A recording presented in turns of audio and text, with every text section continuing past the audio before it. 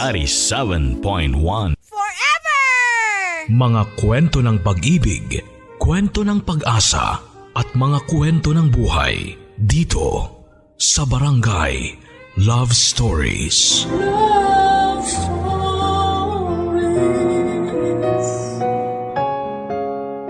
Ang pagiging guro ay isang huwarang propesyon at sinasabing pangalawang mga magulang ng mga bata sa paaralan.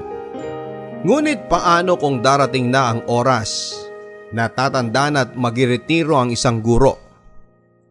Hihinto na rin ba ang pagkahuwaran at ang pagiging pangalawang magulang dahil wala na siya sa apat na sulok ng silid-aralan? Ano-ano ang mga sakripisyo ng isang guro bago pa man siya magretiro at mamuhay gamit ang kanyang pensyon? Ano pang mga aral ang maibabahagi niya sa kanyang palibot sa kanyang pagreretiro? Teacher pa rin ba ang tawag sa kanya? Dear Papa Dudut, isa lang ang alam kong kursong kukunin simula pa nung elementarya ako. Tandang-tanda ko pa na gustong-gusto kong tumulad sa grade 1 teacher ko dahil sobrang bait niya at matyaga sa pagtuturo sa kanyang mga estudyante. Mas lalong na-imagine ko ang sarili na maging isang teacher noong high school ako. Kaya ang kinuha kong kurso noong college ay ang pagiging teacher. Ako po si Lerma Papadudut. Nagturo ng Filipino subject sa isang elementary public school sa Camarines Norte. Mga pupils ko ay grade 5 and grade 6. Bilang isang guro ay kailangan po talagang maging maayos ang postura at pangalagaan ng iyong moral obligation sa publiko. Hindi po ako nakaranas na magkaroon ng boyfriend sa hanggang sa maging guro na lang ako. Kaya wala akong alam kung ano ang pakiramdam na niligawan o ang makipag-date. May tatawaging babe, Han, darling dahil isa kong taong bahay at paaralan lang. Kaya umabot po ako sa point ng buhay ko na natatakot na ako na baka hindi ako makapag-asawa at tatandang dalaga. Lagpas kalendaryo ng edad ko kaya nagpapanik. Naiinggit ako sa mga kapwa ko gurong may mga pamilya na. Lalong-lalo na yung binibisita sila ng kanilang asawa at anak sa school. Gusto kong makaranas ng ganon, Papa Dudut. Gusto kong makapag-asawa at ayokong magretiro na single at walang nabuong sariling pamilya. May isang lalaking umaaligid sa akin noon. Siya si Nardo. May itsura siya, Papa Dudut, at may trabaho bilang isang clerk sa munisipyo. Nang malaman ng kuya kong si Antonio ay sinabihan agad akong layuan na si Nardo at makakahanap pa ako ng ibang lalaki. Ang sabi ko naman sa kanya ay kung paano ako makakahanap ng ibang lalaki lampas kalendaryo na nga ang edad ko. Ang gusto ko lang ay magkaroon na ng kasama sa buhay. Ang may mayakap sa pagtulog at ang may makatuwang sa pang-araw-araw. Ma'am Lerma, sakay na kayo sa motor ko. Ihatid ko na kayo sa bahay nyo. Wag na, maglalakad na lang ako, Nardo. Sige na ma'am, doon din naman ang punta ko eh. Wag na, sige na, mauna ka na. Ma'am, kayo nga talaga ang sadya ko dun sa inyo. Ano? Kaya nga alin na kayo ma'am, sumakay na kayo sa likod ng motor ko. Saka mukhang mabigat yung daladala nyo mga papel. Ano po ba yan? Mga test po ba yan ng mga estudyante nyo? Ito? Oo, exams. Kailangan ko i-check mamaya sa bahay eh. Tayo na ma'am, para mabilis kayo makauwi. Sakay na kayo sa likod. Wag na, nakakahiya. Huwag na kayo mahiya ma'am, halina na kayo. Sumakay na kayo. Sige na nga, mapilit ka eh. Sandali, kunin ko muna yung mga test paper nyo ma'am. Lalagay ko dito sa box. Sige. O yan. O ma'am, ito pong helmet, suot nyo. Para safe tayo.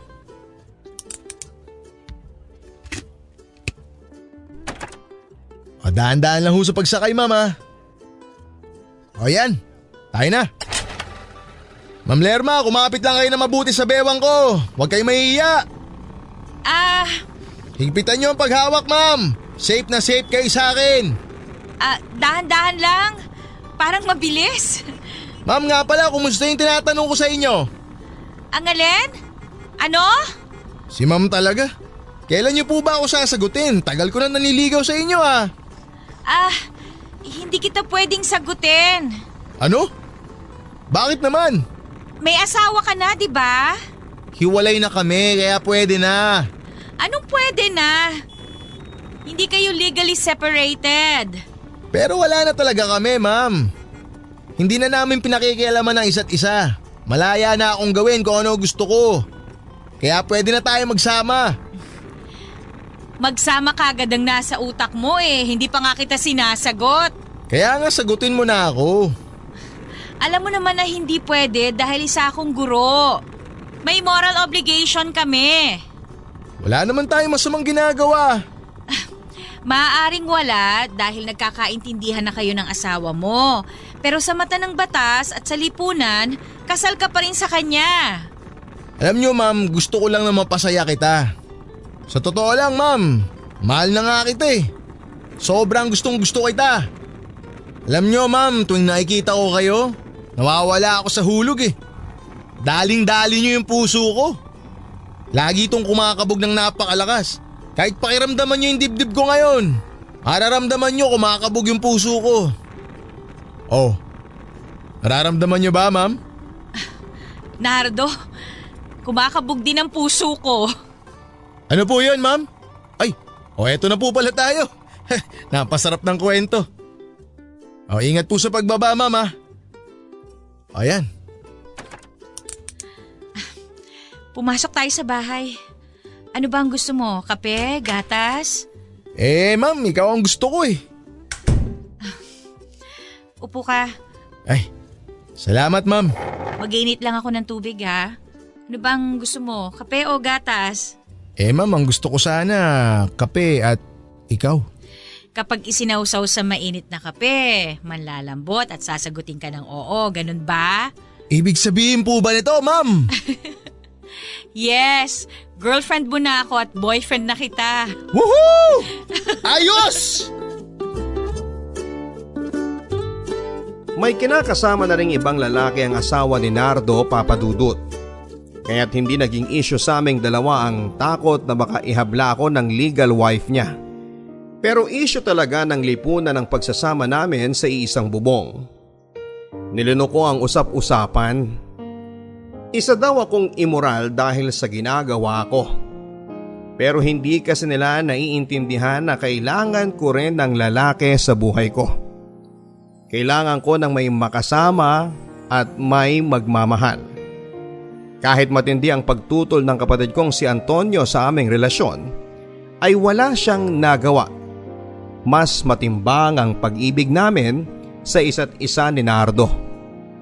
Parang normal lang ang nangyayari sa loob ng bahay namin, Papa Dudut. Except for the fact na hindi kami pwedeng magkaanak dahil magiging ground siya na tuluyan akong mapatalsik sa aking trabaho. Kaya sobrang ingat namin na hindi ako mabuntis kahit gustong gusto ko nang magkaanak kaming dalawa. Habang tinitignan ko ang mga pupils ko ay parang gusto kong mag-uwi ng isa sa bahay namin at gawin naming anak. Naiinggit ako sa tuwing may mga magulang na sumusundo sa kanilang anak. Sa isip ko ay sana'y pwede rin kaming magkaanak ni Nardo. Walang araw na hindi namin pinag-uusapan ng tungkol sa bata. At minsan ay nauuwi sa selos at away dahil may anak si Nardo sa una niyang asawa. Nardo, tigilan na kaya natin tong relasyon natin na to. Ano? Simula pa lang, tayo na ang laman ng chismis. Kaya professional kong tao, pumatol ako sa may sabit. Napaka-immoral ko daw. Dapat akong tanggalin sa trabaho. Baka pagod ka lang galing trabaho. Sabi ko naman sa'yo ako nagagawa niyan eh. Sige na, ako na magluluto. Hindi eh. Dapat noon pa. Di na kita tinanggap dito sa puso ko. Hindi sana aabot sa ganito. Alam mo Lerma, sa pagkakakilala ko sa'yo, hindi ka naman nakikinig sa chismis eh. Tsaka matatag kang tao.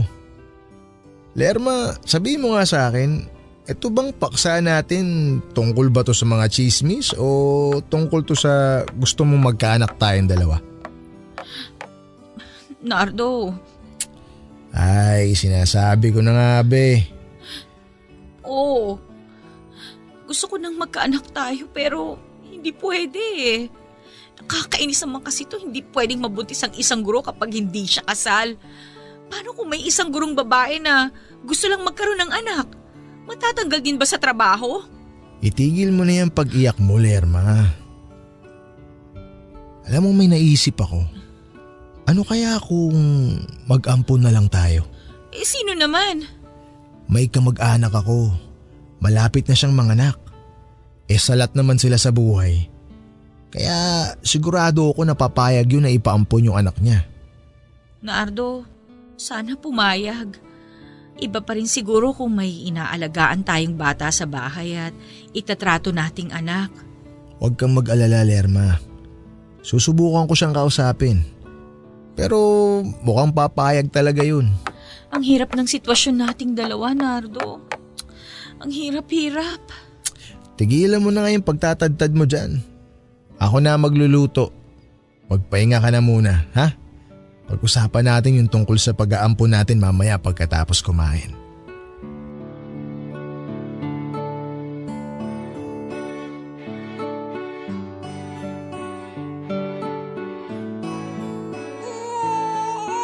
May baby na tayo, Lerma. Shh, baby. Ang gandang bata. May naisip ka na bang ipapangalan natin sa kanya? Wala akong maisip. Ano kaya kung Lena? Pinagsamang Lerma at Nardo. Pwede rin. O eto, kargahin mo muna siya. Ay, teka sandali, hindi ako marunong. Madali lang yan. O ayan, ganyanin mo lang. O, di ba? Hello, Lena. Ito ang Mami Lerma at Daddy Nardo mo. Aalagaan ka naming dalawa. Oh, tama na baby. Tama na baby Lena. Oh, tatahan na yan. Oh, kita mo Lerma?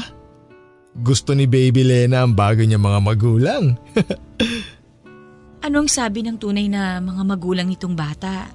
Huwag mo na silang alalahanin. Marami silang anak. Mas mabuti na rin daw na dito sa atin si Baby Lena dahil mabibigyan natin siya ng mas mabuting buhay. Lerma, pag laki ni Lena, anong gusto mong kunin niyang kurso? Gusto mo rin siyang maging teacher katulad mo? Hindi ko alam. Basta kung ano man ang gusto niya, suportahan lang natin siya. Nga pala, namili ako ng gatas niya. Nardo, tama ba tong ginagawa natin? Ha? Tama bang nag-ampon tayo ng bata? Ano ka ba, Lerma? Tama lang naman ang ginagawa natin. Kahit hindi siya nanggaling sa atin, isipin pa rin natin na galing siya sa ating dalawa. Anak na natin si Lena. Ikaw na muna ang magkarga sa kanya ha. Tatapusin ko lang ang pag-check ko sa mga exams para makapag-compute na rin ako ng grades ng mga bata. Sige, akin na muna si Lena. Dito ka na muna kay Daddy baby ha, kasi busy ang mami mo. Alam mo ba na ang sipag-sipag ng mami mo magturo ng mga bata? Nako, paglaki mo sigurado matuturuan ka rin ng mabuti ni mami. Nardo, Ano yun, Lerma? salamat ha. Salamat saan? Salamat sa pagmamahal. Mahal na mahal kita, Lerma. At mahal na mahal ko rin si Baby Lena. Habang tinitignan ko si Nardo na karga-karga si Lena ay nakakaramdam ako ng awa sa aking sarili. Pwede naman talaga na magkaanak kami kung gustuhin namin pero hindi pwede dahil mawawalan ako ng trabaho. Ayoko sanang mag-adapt ng bata. Ayoko na sa ideya ko dati na gusto kong mag-uwi ng pupil ko sa bahay at gawin kong anak. Para sa akin, iba pa rin kung galing talaga sa sinapupunan ko ang batang aalagaan at palalakihin ko. Iba pa rin kung sarili kong anak. Mabuti at porsigido si Nardo sa pag-aalaga ng bata. Nakukonsensya ako kaya inalagaan ko na rin si Lena. Mami at daddy ang tawag niya sa aming dalawa. Nagkaroon pa ng chance na ako ang naging teacher ni Lena noon, Papa Dudut. Malikot na bata siya, kaya parati kong nasasaway at napagbubuhatan ng kamay. Para sa akin ay tama lang na dinidisiplina ko siya dahil para rin naman sa kanya ang ginagawa ko. Tuwing nagkikita kami ng kapatid kong si Antonio ay pinamumukha niya sa akin na mali ang ginagawa kong pakikipagrelasyon kay Nardo. Dahil sa may asawa pa rin ito at hindi kami pwedeng magkaanak dahil sa kasal ang kinakasama ko. Naiinis ako sa kanya, Papa Dudut, pero tama din naman ang sinasabi niya sa akin. Tuwing tinitignan ko si Lena ay nakakaramdam ako ng sakit sa dibdib ko. Kung malaya lang sana si Nardo ay hindi hahantong ang lahat sa ganito. At ang inaalagaan at pinapalaki ko sana ay sarili naming anak. Pinalaki namin si Lena sa abot ng makakaya naming dalawa ni Nardo. Lumaki siyang maganda, malayo sa itsura ko. Inaamin ko na hindi level ng love bilang magulang ang nararamdaman ko sa kanya dahil may galit sa puso ko at bitterness dahil hindi naman ako baog. Naiisip ko parate na sana ang pinapalaki naming bata ay totoo naming anak. Hinayaan ko si Nardo na mag-adopt dahil yon ang akala niya na kulang sa aming pagsasama. Pero mas lalong nainis ako sa nangyari sa buhay ko. Hindi ko nga matawag na totoong asawa si Nardo at hindi ko pa matawag na totoong anak si Lena. Ramdam kong hindi kami malapit na dalawa ni Lena. Alam ko naman na may pagkukulang ako sa kanya. Pero gusto ko pa rin na lumaki siya ng mabuti at naaayon sa gusto ko at tinuturuan siya ng mga bagay-bagay, lalong-lalo na sa mga aralin niya dahil gusto kong lumaki siyang matalino. Tulad ng mga naging pupils ko ay may mga bata talagang pasaway at hindi nalalayo si Lena. Walang araw, Papa Dudut, na hindi ko siya nasesermonan dahil sa mga hindi kaaya-ayang ginagawa at mas nagagalit ako tuwing nakikita kong mababa ang mga marka niyang nakukuha. Para sa akin ay isang mahalagang bagay ang makakuha ng magandang marka sa klase.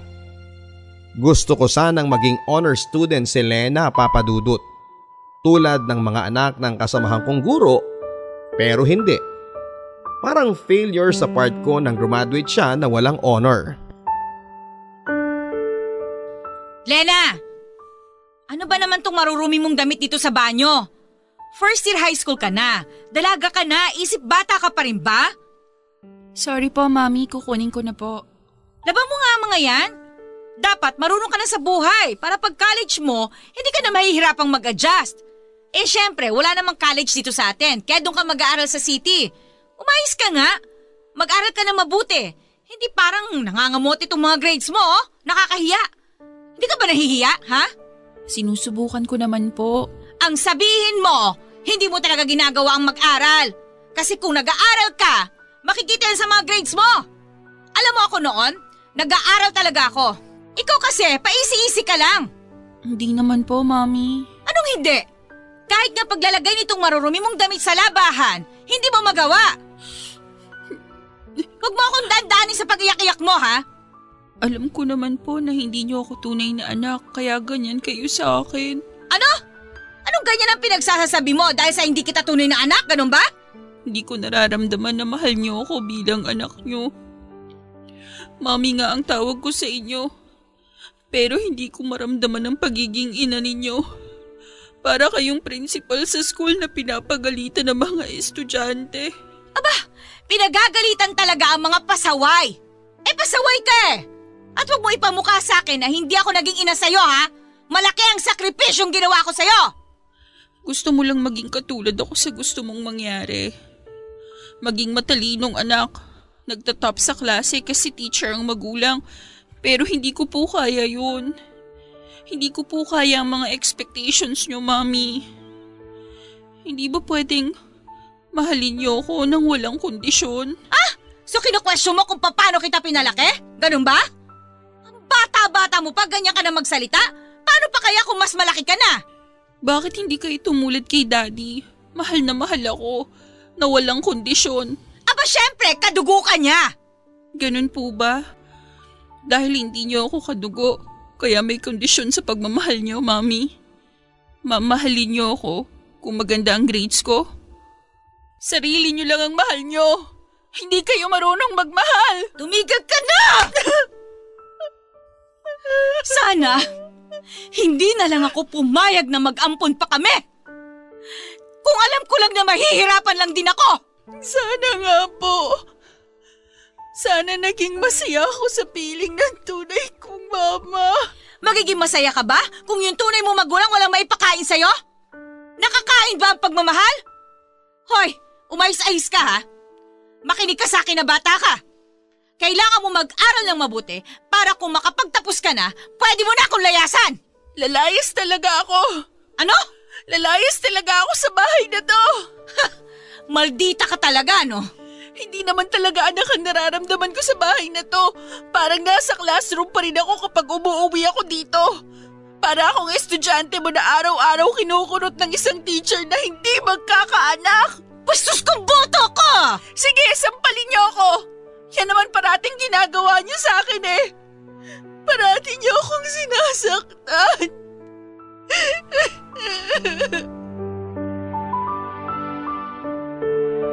Ang gusto ko lang naman na mangyari sa kanya, Papa Dudut, ay magkaroon siya ng magandang kinabukasan. Dahil tulad sa akin ay mahirap lang kami.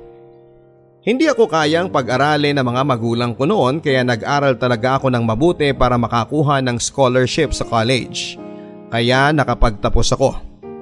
Kung hindi ko yun ginawa, ay baka tagalaba lang ako ng kung kaninong damit. Malayo nga sa akin si Lena. Masakit sa loob ko na naging ganon ang pananaw ni Lena. At naging hindi ako mabuting magulang para sa kanya. Dahil tama naman siya. Malaki ang pagkukulang ko bilang ina sa kanya dahil may reservations ako sa pagbibigay ng buong pagmamahal sa kanya. Dahil umaasa akong magkakaanak pa kami ni Nardo. Isang kahangalan na ganon akong mag-isip. Napaka-unfair ko kay Lena. Kaya unti-unti kong binago ang pakikitungo ko kay Lena. Nais kong isapuso na anak ko si Lena na galing siya sa akin. Ngunit may lamat na talaga ang relasyon naming dalawa. Naghahanap na ng ibang pagmamahal si Lena hanggang sa dumating ang balitang hindi ko gustong marinig. Buntis si Lena, Papa Dudut. At 16 years old pa lamang siya. Parang sampal sa akin bilang nagpalaki sa kanya na hindi ko siya nagabayan ng husto. Na hindi ko naituro sa kanya na mali ang pinasukan niya. Na hindi tama para sa edad niya ang magbuntis at maging ina. Oh! Ano naman tong ginawa mo, Lena? Kaya tong ginawa mo, oh! Nasaan na ang katinoan mo? Mahal niya ako. Anong mahal? Hoy! 16 ka lang! Anong alam mo sa pagmamahal, ha? Anong gusto nyo? Umabot ako ng 30 o lampas pa tulad ninyo? Kaya pumatol ka na lang sa may asawa? Bastos ka! Ha? Yan lang ba ang kaya mong gawin, Mami? Ang saktan ako parate? Hindi ba tama yung sinabi ko? Kung kahiya-hiya ang ginawa ko, ano na lang yung ginagawa nyo? Hindi nyo ba nakikita ang sarili ninyo? Lumayas ka! Lumayas ka! Hindi ako takot umalis dito sa impyernong bahay na to. Sana maging masaya kayo kapag wala na ako rito. Ah, ito pa ba ang igaganti mo sa pagpapalaki namin sa'yo, ha? Bakit? Paano mo ba ako pinalaki? Pinakain, binihisan nyo lang ako, pero hindi nyo ako minahal. Hindi nyo pinadama sa akin na anak nyo ko. Sinubukan ko. Mahal kita, anak. Nakakatawa yung itsura nyo. Hindi nyo alam kung paano magmahal. Sarili nyo lang ang mahal nyo. Hindi yan totoo. Hindi. Hanggang ngayon ba hindi nyo pa rin alam? Sandali lang. Saan ka pupunta? Aalis na ako. Hindi ba pinapalayas nyo ako? Aalis na ako. Kahit maghirap ako, hindi na ako babalik dito. Lena, anak! Lena! Lena! Lena!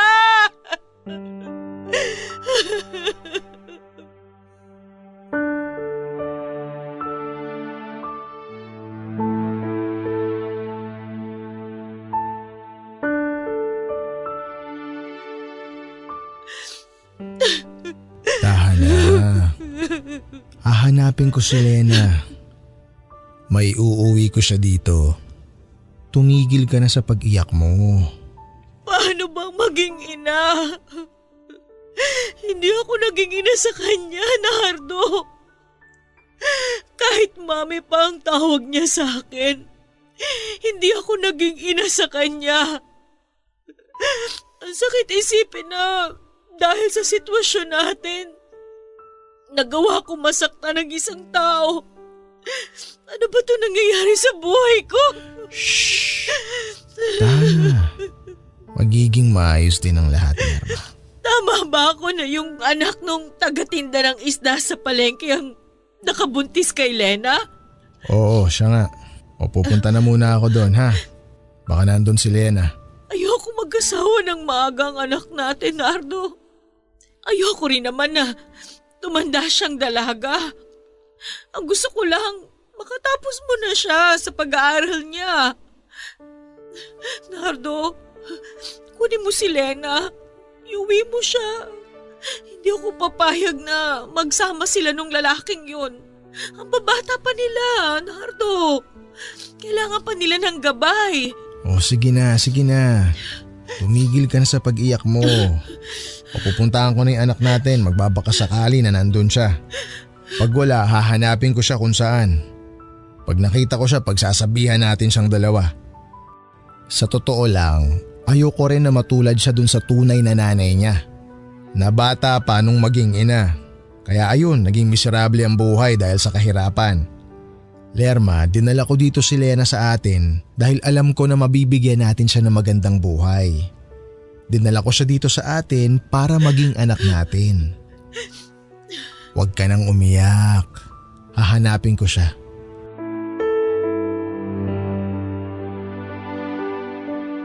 Wala ang anak ko sa bahay ng lalaking nakabuntis sa kanya. Pumunta ito sa tunay niyang ina at ayaw nitong bumalik sa akin. Hindi rin tanggap ng pamilya ng lalaking nakabuntis sa kanya ang pangyayari dahil may pangarap pa sila sa anak nila. Naintindihan ko naman dahil mga bata pa sila. Pinilit kong kausapin si Lena na bumalik sa amin pero ayaw na niya. Huminto sa pag-aaral si Lena habang pinagbubuntis ang anak niya. Walang araw na hindi ko iniisip si Lena, Papa Dudut. Kung maayos lang ba talaga siya, kung may kinakain ba siya o hindi ba masela ng pinagbubuntis niya. Sobrang nag-aalala kaming dalawa ni Nardo kay Lena at sobrang sinisisi kong sarili ko kung bakit lumayo sa amin ang tuluyan ng anak namin. Ako ang may kasalanan. Bakit naghahanap ng pag-ibig ang anak ko? Naiinis ako lalo na sa kapatid kong si Antonio dahil ipinamumukha niya sa akin kung gaano ako naging isang malaking pagkabigo. Galit ako sa Kuya Antonio ko, Papa Dudut. Galit ako sa sarili ko. May pagkakataon pa ba na mapatawad ako ni Lena? May panahon pa ba na maiayos ko ang lahat ngayon? Ngayon napapalapit na akong magretiro bilang isang guro. Tuluyang lumayo sa akin si Lena, Papa Dudut. Umalis din ito sa bahay ng totoo niyang magulang. Ang alam namin noon ay pumunta raw ng Maynila para maghanap ng trabaho. Hindi ko alam kung ano ang iisipin at mararamdaman ko sa mga oras na yon. 16 years old pa lamang si Lena. Buntis at hindi pa nakatapos ng college. Pinahahanap siya ni Nardo pero hindi naman siya mahanap hanggang sa nagkasakit si Nardo. Nakaratay ito sa higaan ng ilang araw. Bukang bibig ang pangalan ng anak naming si Lena. Sana tinanggap ko na lang ang nangyari dito at hindi na pinagsalitaan pa ng masama si Lena. Sa buhay, kahit isa ka ng guro, sa paligid mo'y may makukuha ka pa ring aral. Tulad ng nangyari kay Lena. Kung noong unang araw pa lamang nang kinarga ko siya sa mga bisig ko, ay tinanggap ko na hindi kami magkakaanak ni Nardo dahil sa hindi pwedeng magkaanak ang isang teacher na hindi legally married sa kanyang kinakasama. At minahal ko siya na parang galing sa sinapupunan ko. Hindi hahantong sa ganito ang lahat. Mas lalong lumala ang kondisyon ni Nardo araw-araw. Ayokong mawala sa akin si Nardo, Papa Dudut. Ang mga pag-iyak ko'y nagmistulang isang bahang rumaragasa at hindi alam kung kailan hihinto. Sobrang sakit sa puso, Papa Dudut, na makitang naghihirap sa paghinga si Nardo at hinahanap pa rin niya ang anak naming si Lena.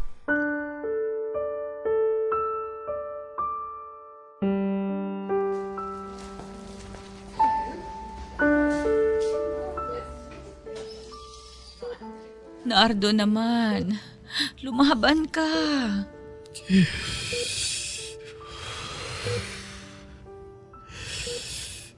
Lerma, Mahahanap pa natin si Lena. ipangako mo sa akin, Lerma. Hahanapin mo ang anak natin. Pangako yan. Pangako ko yan sa'yo. Kailangan mo nang may makakasama sa buhay, Lerma. Pasensya ka na kung hindi na ako makapagpapatuloy, ha? Alam mo, natutuwa ako pag iniisip ko. Ano kaya ang itsura ng apo natin sa kanya, ano? Yun na nga eh. Basta, huwag mo na muna siyang isipin, ha? Hahanapin ko siya. Salamat sa pagmamahal mo sa akin, ha? Papunta na daw dito ang anak mo bukas. Talaga, Lerma? Pupunta si Lena? Oo, tumawag sa akin. Alam mo, ikaw ang pinakamasayang nangyari sa buhay ko. Ikaw, Lerma. Magpakatatag ka, ha? Lerma. Nardo? Nardo? Nardo, okay ka lang ba? Nardo! Nurse! Doktor! Tulungan niyo kami dito! Nardo!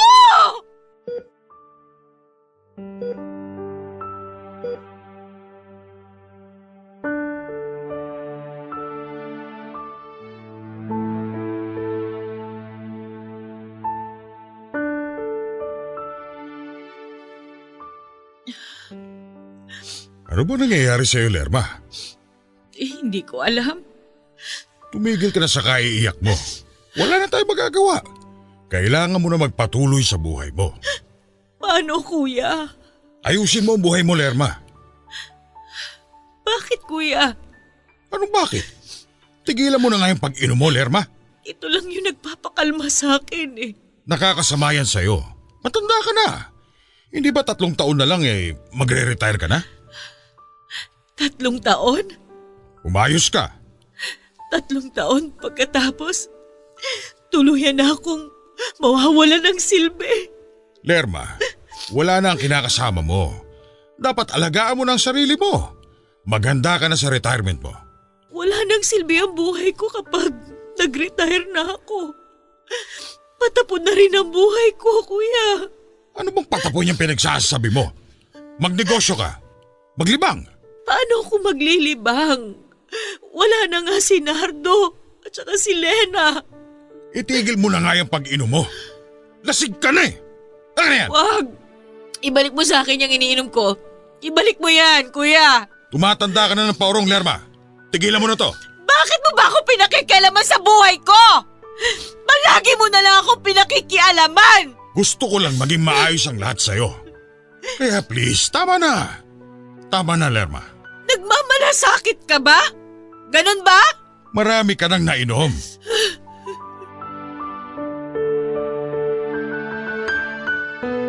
Iba sa pakiramdam, Papa Dudut, na ako lang mag-isa sa bahay. Namimiss ko na ang amoy ni Nardo. Namimiss ko na ang anak kong si Lena na patuloy na nagpapabagabag sa akin. Dahil hindi ko alam kung ano ba ang nangyari sa kanya. Maraming taon na rin na hindi ko siya nakita. At wala akong alam kung saan talaga siya nakatira at ano ang ginagawa niya para mabuhay. Nagretiro na ako sa pagtuturo. Ako na lang mag-isa sa bahay at mas sobrang lungkot nang hindi na ako pumupunta sa school para magturo. May nakapagbigay ng number sa akin kay Lena dahil nagkita raw sila sa Maynila.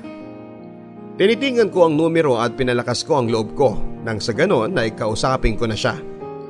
At pupuntahan ko kung saan man siya sa Maynila. Nais kong umuwi na si Lena sa amin, Papa Dudut. Nanginginig ang kamay ko nang dinayal ko na ang telepono. Sana dinggin ang panalangin ko. Nakausapin ako ni Lena at hihingi ng tawad. Sana mapatawad ako ng anak ko. Gusto ko na siyang makita at mayakap. Gusto ko nang makita ang apo ko. Hello? Hello? Sino po sila? Hello?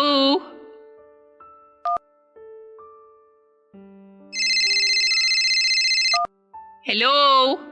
Kung hindi po kayo sasagot, ibababa ko na ho ito.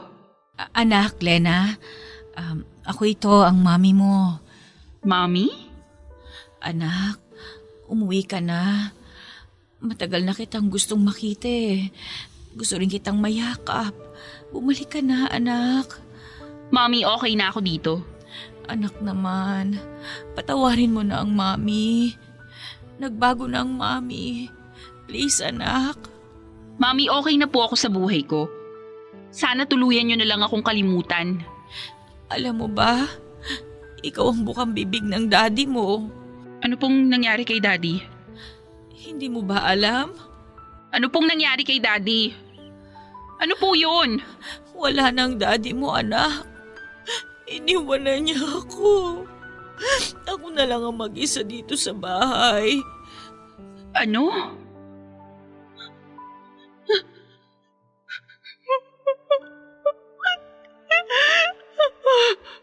Daddy! Kailangan kita, anak. Bumalik ka na. Patawarin mo na ang mami mo. Walang kwenta ang pagtanggap ko ng pensyon para mabuhay. Dahil ayoko nang mabuhay. Kasi hindi naman kita kasama. Gusto kong makasama ka, anak. Buo ang desisyon ko noong umalis sa poder ninyo, Mami. Nakaya ko ang lahat ng hirap para mabuhay ang sarili ko at ang baby ko. Hindi ko rin kailangan ng pensyon nyo para lang bumalik ako sa inyo. Gamitin nyo na lang yung pera nyo sa mga bagay na magpapasaya sa inyo. Huwag nyo na akong isali pa, kalimutan nyo na lang ako. Tumigas na ang puso mo sa akin, anak. Mami, huwag na ho kayong uling tatawag sa akin. Anak naman. Anak? Lena? Anak? Erma! Buksan mo ang pinto! Sandali lang. Kuya. Oh, umiiyak ka ba? Wala. Ano lang. Napuwing lang ako, kuya. Alika, tuloy ka. Ang mga taong wala na, huwag mo nang iyakan. Bakit ang dali-dali mo makapagsalita ng ganyan, kuya? Kung mawawala ba ako, hindi niyo ako iiyakan? Hindi mangyayari yan. Mauna akong mamatay kaysa sa'yo. Yang pensyong natatanggap mo, inegosyo mo. Maglibang ka. Hindi yung paiyak-iyak na yan. Anong niluluto mo? Eto, may dala akong isda. Kumain ka na ba? Hindi pa. Naku, alagaan mo yung katawan mo. Hindi ka na bata, oy. Matanda na tayo.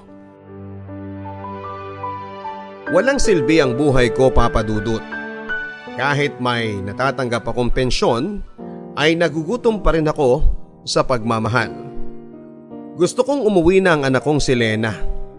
Gusto kong ibigay sa kanya ang pagmamahal na hindi ko naibigay sa kanya. Gusto kong maging ina sa kanya, Papa Dudut. Hindi ako dinadalaw ng antok tuwing gabi. Kapiling ko ang mga pagluha ko at yakap-yakap ko ang pangungulila kay Nardo. At sa anak kong ayaw akong kausapin at tanggapin. Ang hirap pala talagang tumanda ng walang kasama. Ang hirap pala na hindi ako nag-invest ng pag-ibig sa anak ko. Ngayon sana'y may kasama ako sa bahay at nakikita ko ang mga apo ko. Kung may mga apo ako sa bahay ay natuturuan ko sila kung paano magsulat at bumasa. Na kahit retired teacher na ako ay may silbi pa rin ako. Pero wala na. Walang natira sa bahay kundi ang sarili ko. Takot ako mamatay na hindi man lang makitang muli si Lena. Nagatemp akong tawagan siyang muli ngunit tuwing magsasalita na ako at marerecognize niya ang boses ko ay binababa niya kaagad ang telepono. Sobra ang galit niya sa akin, Papa Dudut. At ang galit niya ay dala-dala kong bangungot sa bawat araw na ako ay nabubuhay. Darating pa kaya ang araw na magkakaayos kaming dalawa?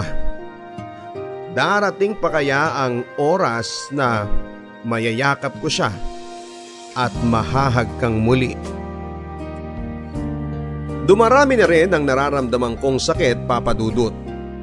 Dala ng aking katandaan, hindi tulad ng dati ng kabataan ko. Kaya maingat na ako sa sarili dahil kailangan ko pang mabuhay dahil hindi pa kami nagkikitang dalawa ni Lena.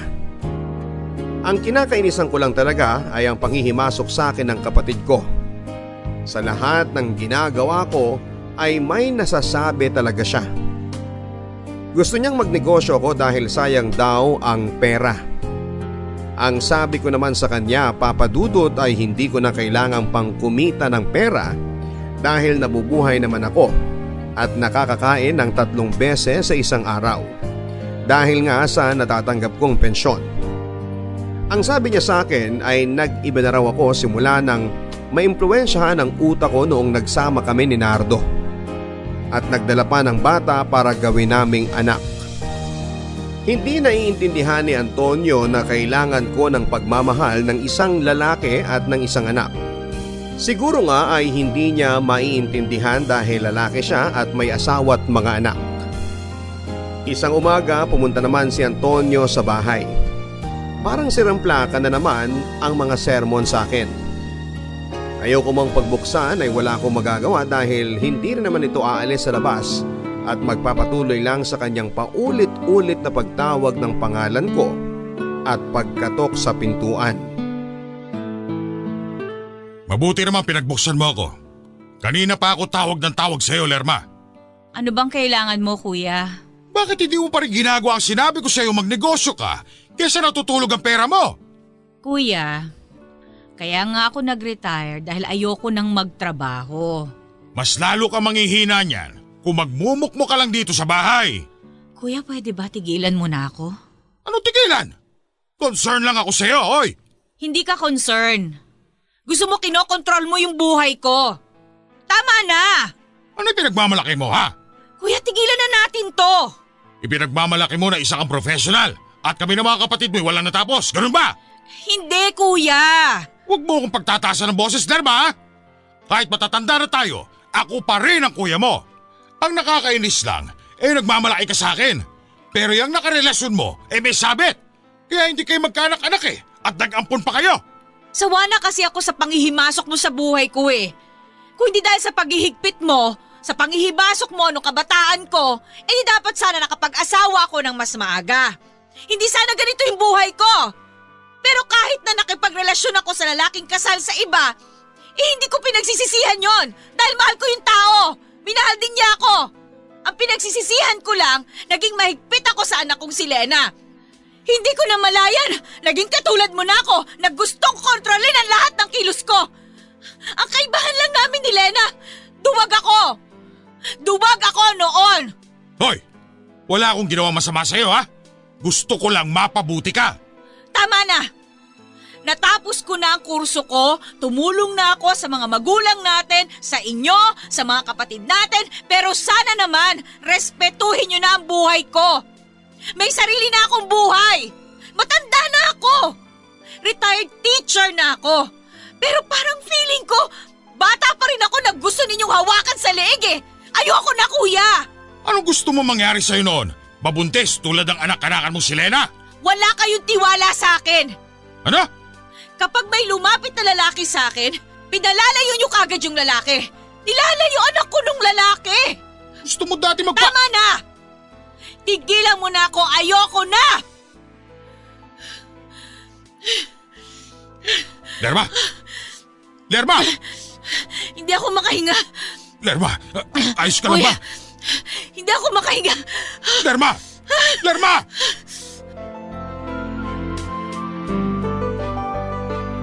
Inatake ako sa puso, Papa Dudut. Mabuti at naisugod ako sa ospital. Kinakabahan ako dahil baka matuluyan na ako ng mga oras na yon. At hindi ko na makita pang muli si Lena. Nang magising ako mula sa matagal na pagkatulog ay ang puting kisame ang nakita ko. Akala ko talaga ay wala na ako sa mundo. Hinahanap ko si Lena at nagbabaka sakaling umuwi na pero wala pa rin siya, Papa Dudut. Maraming araw pa ang nagdaan at parang pinanghihinaan ako ng loob na lumaban pa dahil parang bato na nga ang nasa puso ni Lena. At tuluyan na niya akong kinalimutan. Walang nag-aalaga sa akin at maging ang mga pamangking ko ay ramdam ko na ayaw akong bantayan dahil ako raw ang masungit at nakakatakot na tiyahin nila. Dala marahil sa pagiging strikto ko dahil sa pagiging guro ko. Nagdaan pa ang ilang mga araw hanggang sa dumating ang pinakahihintay ko. Ang makitang muli ang anak kong si Lena. Pagpasok niya sa pintuan ay parang gusto ko nang lumundag sa saya. Dahil sa wakas ay binuksan niya ang buhay niyang muli para sa akin. Gusto ko siyang yakapin ng mahigpit at huwag nang bitawan dahil takot akong mawala pa siya sa piling ko. Takot akong iwang muli ni Lena.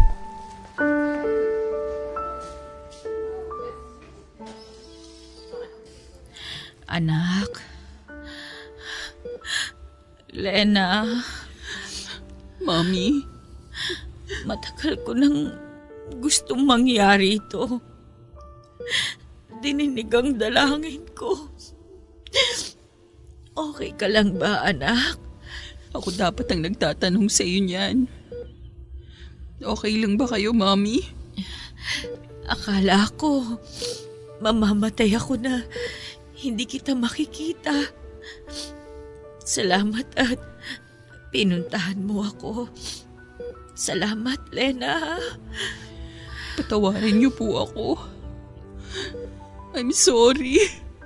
Ako itong dapat humingi ng tawad sa iyo, anak. Na-realize ko kung gaano kalaki yung pagkukulang ko sa iyo.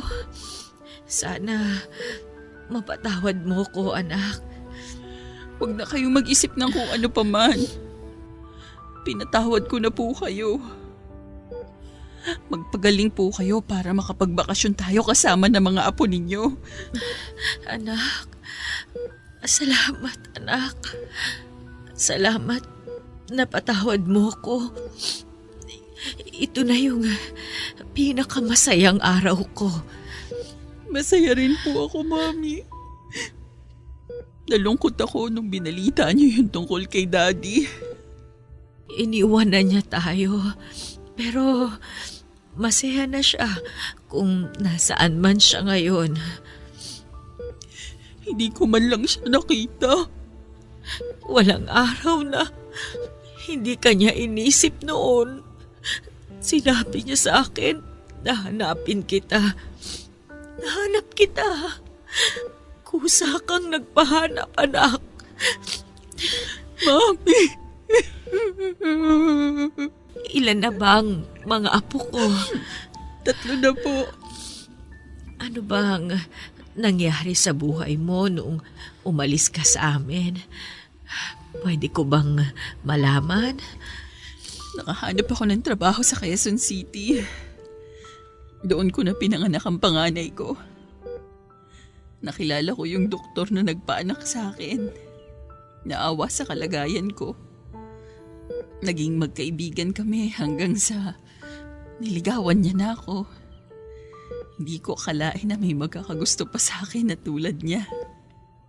Mami, tama po yung sinabi ninyo na kailangan kong maging matalino para may matapos.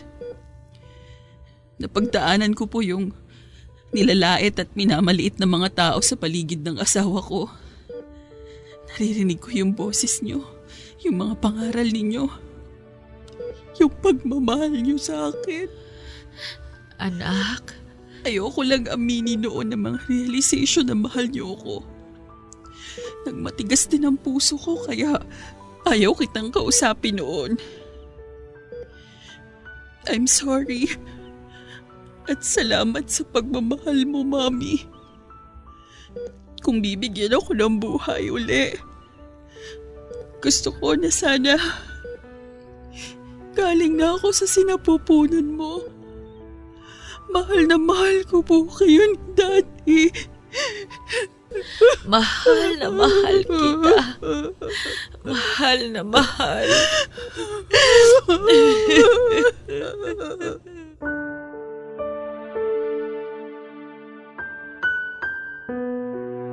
Lumuwas kami ng Maynila, Papa Dudut, at tumira sa bahay nila sa Quezon City, kasama ang asawa at mga apo ko. Nakapagtapos din pala ng kolehiyo ang anak kong si Lena at ngayon ay nagtuturo sa isang public school. Ang sabi niya sa akin na ako ang idol niyang teacher. Minsan sa buhay ay hindi po natin alam kung ano at sino ang naging guro na nagbigay sa atin ng aral sa buhay. Naging guro ko ang mga nangyari sa buhay ko, lalong-lalo na ang anak kong si Lena. Siya ang nagturo sa akin na magmahal ng isang tao na kahit hindi ko kadugo. Siya, Papa Dudut, ang nagturo sa akin kung paano maging isang ina. Siya ang nagturo sa akin na hindi lahat ng iniisip ko ay tama. Masaya ako na kapiling ko na siya, Papa Dudut. Tuwing tanghali ay nakikinig ako sa programa ninyo. Magaganda ang kwento dahil nakapagbibigay ito ng aral at boses sa mga ordinaryong tao na katulad ko. Kaya naisip kong isulat din ang kwento ko. Sana ay may nakuhang aral at iba pang perspective ng pag-ibig ang ating mga tagapakinig sa kwento ng isang retired teacher na katulad ko. Maraming salamat, Papa Dudut. Ang inyong kapuso at kabarangay, Lerma.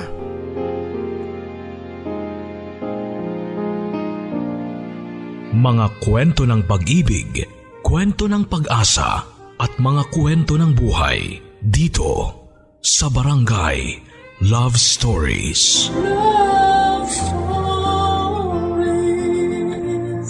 Forever.